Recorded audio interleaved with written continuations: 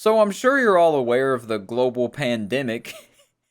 I knew as soon as I said that line that I didn't like it. As soon as those words slipped through my lips, I felt like I was doing a horrible stand-up comedy routine and everybody was staring daggers at me, just wanting me to get off stage. But I'm in too deep now to turn back. I gotta keep pushing forward. That's the name of mine and your mother's sex tape, by the way. But that doesn't matter anyways, because today we're here to talk about probably the worst movie I've ever seen before. And I don't go around throwing that term out just willy-nilly for any movie that I don't like.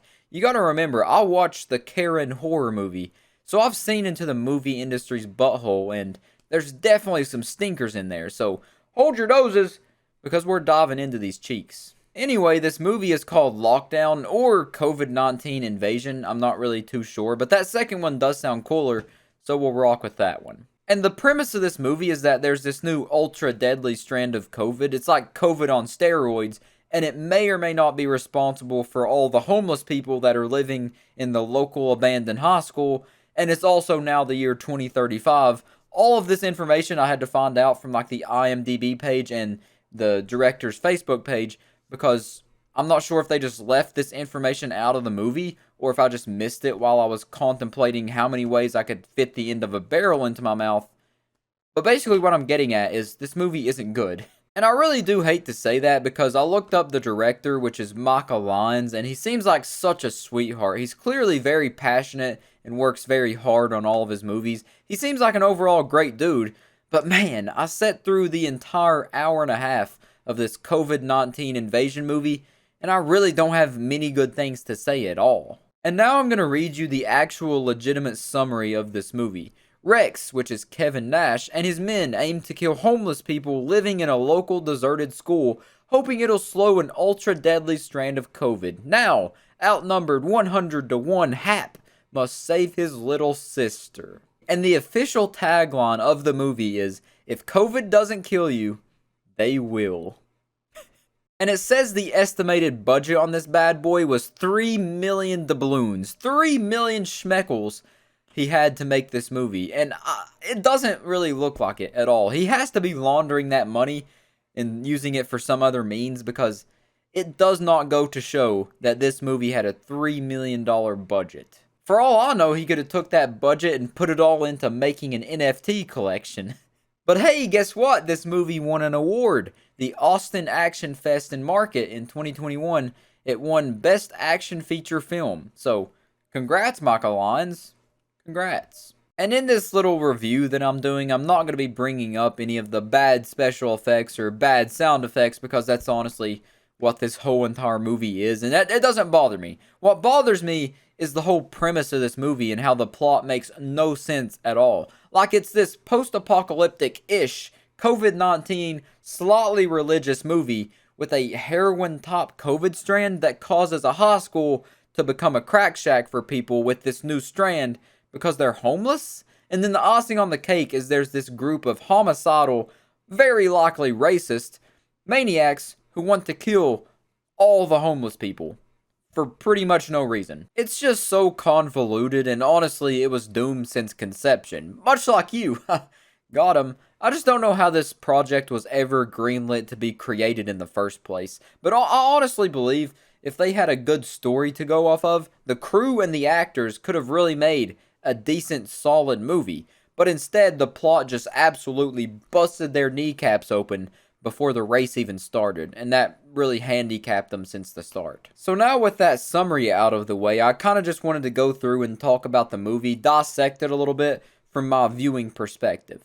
So the movie starts off with some real boner-inducing wicked action of Rex, which is Kevin Nash's character. He's a WWE wrestler, by the way, ex-WWE wrestler, and he's chasing this girl with his Chevy pickup truck that, yes, probably does have truck nuts on the back. He's chasing her through the woods, then he gets out on foot to chase her to a dock where she is now cornered by Rex and his 12-gauge shotgun. And while the girl is being held at gunpoint, she screams, "I'm not sick!" To which Rex pulls off his super cool skeleton mask and then shoots her off screen. And that is the entire intro, which has absolutely nothing to do with anything at all. It definitely doesn't have anything to do with this movie that we're watching, because this girl plays no significance to the story, and Rex himself doesn't really either. He appears for maybe 5 more minutes later on in the movie, and that is completely it. But yet they use his face and name very largely on the poster, so, I feel like I've been clickbaited. Usually when movies start out with a chase and then a cliffhanger like this, the person being chased is the main protagonist, while the chaser is the main antagonist. But nope, this movie flushed that concept down the toilet and said, watch me do a somersault off the top of this Holiday Inn, and then splat on the ground. So now I'm also going to be skipping the actual introduction or the main character introduction because, quite frankly, it has nothing to do with anything either. All it really does is show our main character Hap and his wife and how they just got a bunch of food. They sat down at a picnic table to eat this food, and they start talking about peanut butter or something stupid like that. And then a guy comes up behind Hap, holds him at gunpoint, and says, give me all your food. Because once again, I can't figure out if this is supposed to be an apocalyptic world or not. Like, is this post-apocalypse or not? I don't know. I can't tell. Give me an answer. But you aren't going to find answers here. So might as well look up your own anus, because you're going to have better luck in there. It's time to officially own up for my mistakes. I'm sorry. I was wrong. I know. Crucify me. I actually missed the world population and the year, date, month, whatever. It was at the main beginning of the movie. I guess I was zoned out since the beginning. Wasn't paying attention since it started. But yes, it does say the world population is 29 million in the years 2035. So those two things are answered. My bad.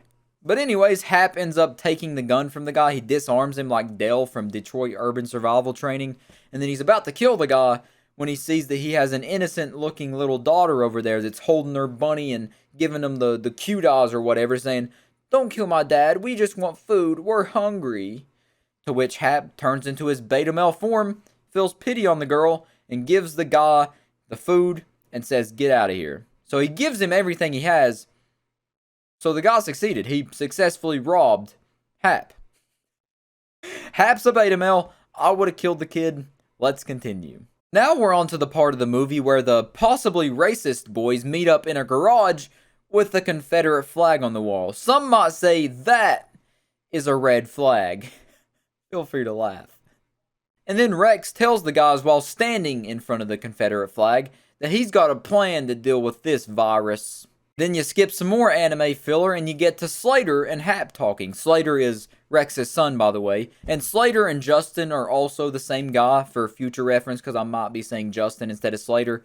They're the same person. But they're both at Hap's house talking, and Slater says that social distancing and following the law ain't helping one bit with this COVID stuff, and the real problem is homeless people.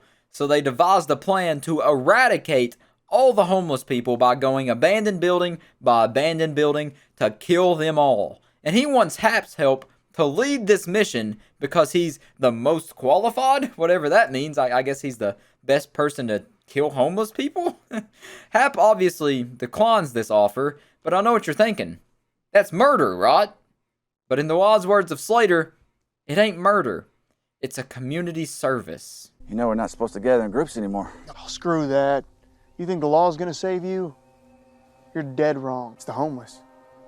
They're killing us. They're huddling up, doing drugs, sleeping together, all that crap. What are you suggesting? We're gonna take them out. What? Yeah. Me and about 10 guys. We're gonna go through every abandoned building in town one by one. But that's murder. No, it's not. No, it's survival. It's a community service. At this point, it's damn near self-defense. You can't be serious. As a heart attack. Then after that conversation, Hap wakes up in the middle of the night to read the Bible, get real spiritual, lyrical with the special individual, And he opens up the Bible and flips exactly to the perfect page and paragraph that he needs to relate to his current situation to kind of guide him and tell him if he should wipe out the homeless or not. It's kind of like when you're in health class and you perfectly flip open the book to the penis and vagina page, and then everybody thinks you're the coolest kid in the class for the rest of the day. So this little Bible opening fiasco inspires Hap to go want to save his sister from the homeless crusade that the racist bros are gonna do, Because somehow she ended up there and his wife wakes up and asks him what he's doing, and he tells her his plan, and she says, "Why did God have to make you such a good man? I really wish he hadn't. I want you to beat me, Hap."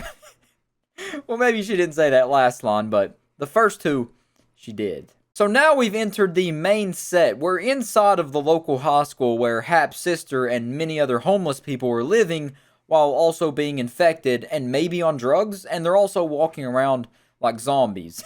But they aren't zombies, they just have COVID.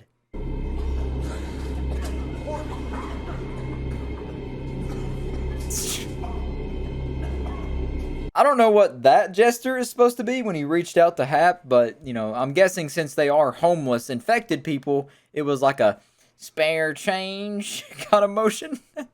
And now we get our first treat. We get our first real wacky fight scene. It looks like it was ripped straight out of a WWE fight. Maybe they got Kevin Nash to help out with the choreography on that one, but, just look at that slam. The action does not fit the tone of this movie at all. Kick his ass! You get him, Daddy! What are you doing?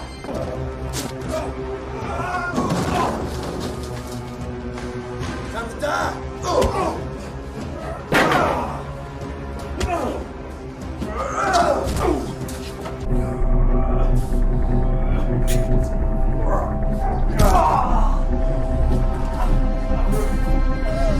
And then Hap finishes off the fight by smacking the guy in the face with a security camera and says,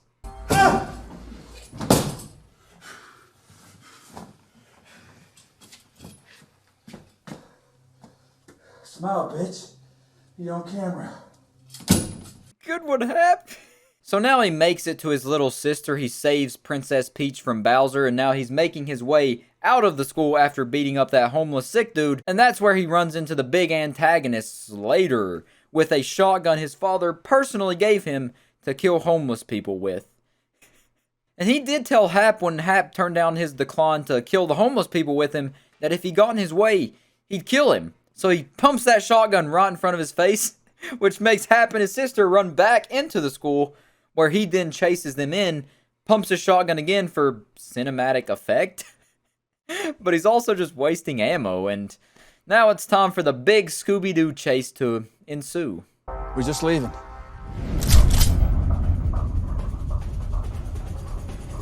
You're never getting out of here alive! So now these genocidal, kinda confirmed racist lunatics have completely surrounded the school, tied all the doors shut, and even have snipers with 1776 dated muskets on the roof. So Dean, or Hap, is completely screwed. And I just wanted to show you this because I really enjoy this very obviously green screen shot. It's magnificent.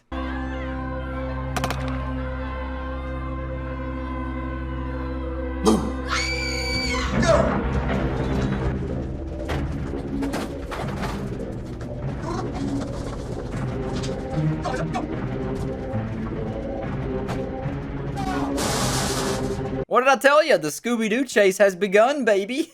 And if you notice while they were being chased, Hap has some of the worst anti-chase defense I've ever seen before. Like, he slightly moves the chair in the way of the bad guy, which the guy could just easily step over, but he kind of just pushes it out of the way. And then he uses like a bar to block the door to close it shut.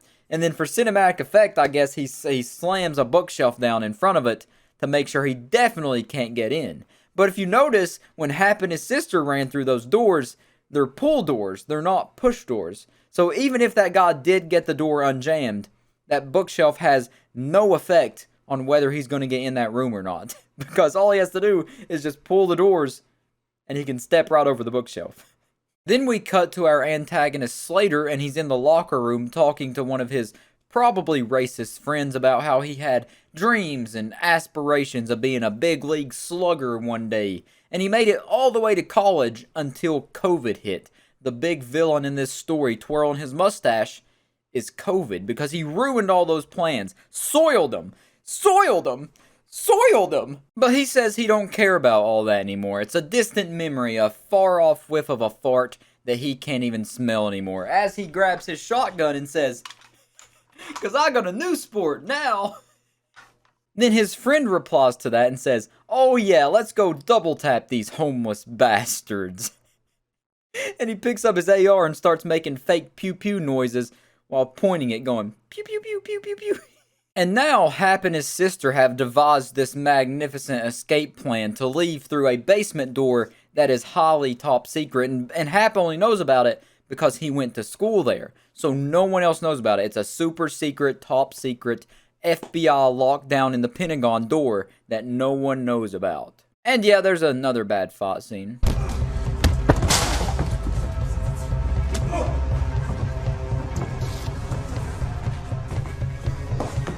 Their punches are always just like wet noodle, just like wet fart punches. And now for my favorite part of the movie, Hap has a gun and they're moving down a hallway, him and his sister are. He's clearing the rooms, checking for bad guys, just seeing how they can escape the school and have a happily ever after Cinderella story ending. And then he goes to clear the first room, he peeks in, he goes, "Clear!" And then a homeless man comes screeching out of there like a banshee, like you just seen his mom and dad mid-intercourse, and then takes off flying down the hallway with a blanket over his head the entire time. And then he gets absolute blasted right in the face by a shotgun from one of the likely racist fellas. Clear.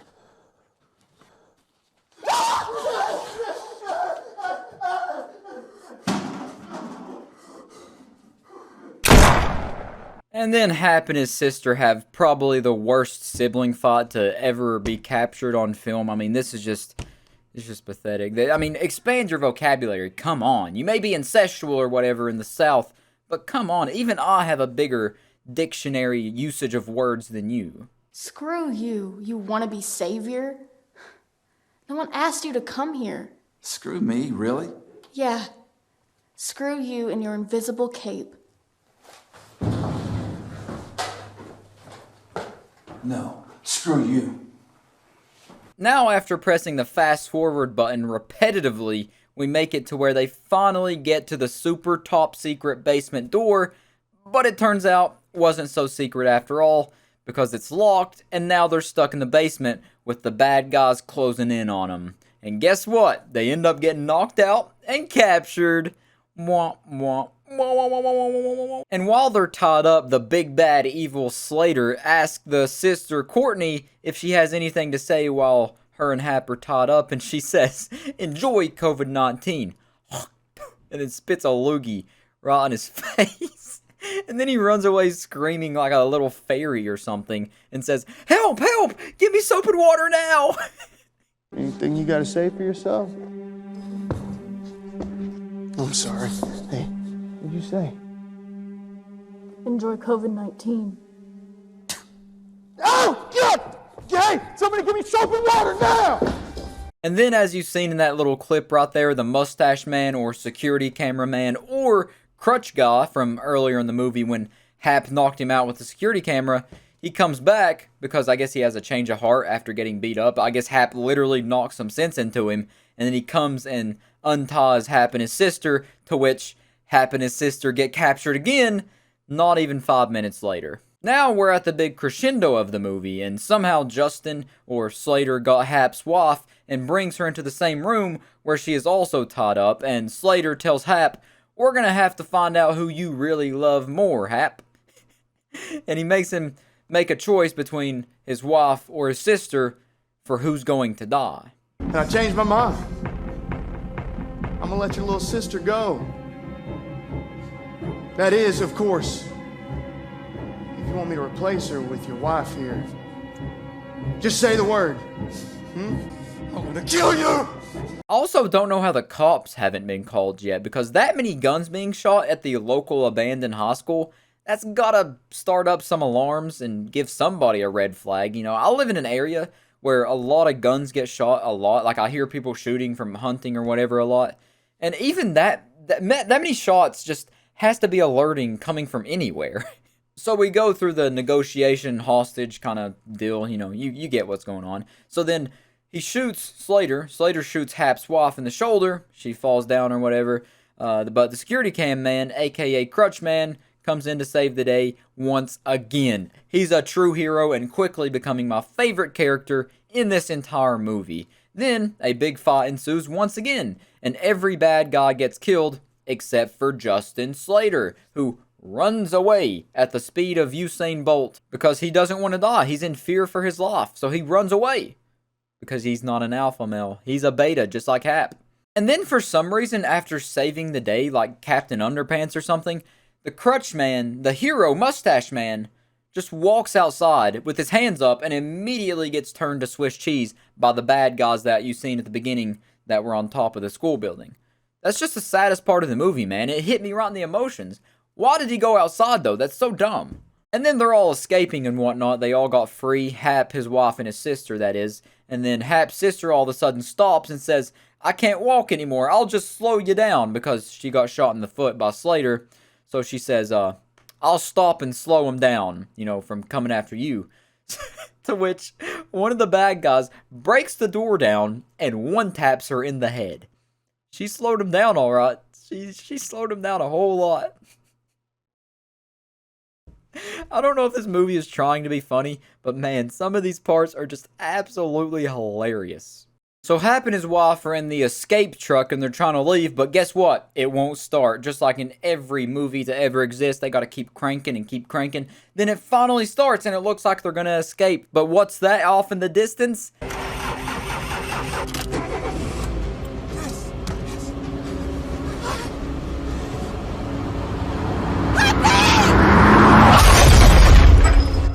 It's Slater in a car, to which he T-bones them, and somehow Hap and his wife are absolutely bloodied up and from stuff from this crash, but Slater just gets out like everything's fine, just perfectly, not a scratch on him after he just T-boned them.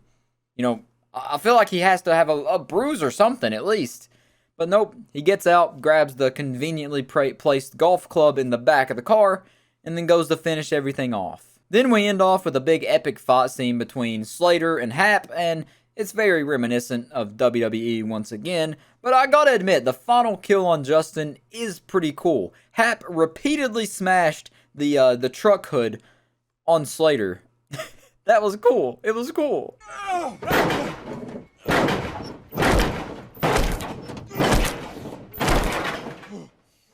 That honestly might be one of my favorite ways I've ever seen anybody get killed in any kind of movie. Like, that's cool. That is very cool. That is insanely cool.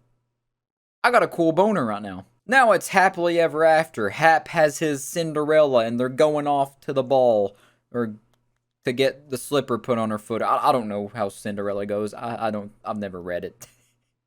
But it's happily ever after. They're back at their house or whatever, and they go to their mailbox and they get a letter in the mail saying they found a cure for COVID. Woohoo! So I guess that does mean society is still functioning. That just now clicked in my head. So yes, it's not in a post-apocalyptic future, but it kinda is, but not really, because the mail service is still there. USPS is still functioning, so that's good. That's good. And as they're walking down the road, presumably to get the cure, once again, nothing is explained in this movie, but oh, who's that behind them? There's someone behind that tree. Who's that shadow? Oh, guess who it is? It's Kevin Nash, aka Rex, the guy who was in the movie for a total of maybe 4 minutes. Once again, he's massive on the poster, and his name and everything on the poster is huge, but he's in the movie for maybe 5 minutes at most. And that's it. A muddy, mixed up story finally comes to an end that kind of makes sense. And that's also going to do it for this video. You got the ending to the movie, now it's the ending of the video. So I'll catch you next time, folks. That was my attempt at a Daffy Duck impression. Looney Tunes, you ever need a new Daffy Duck actor? I'm your guy. You heard me right there. I got exquisite talent. These vocal cords are golden, baby. I'll catch you next time. Peace out.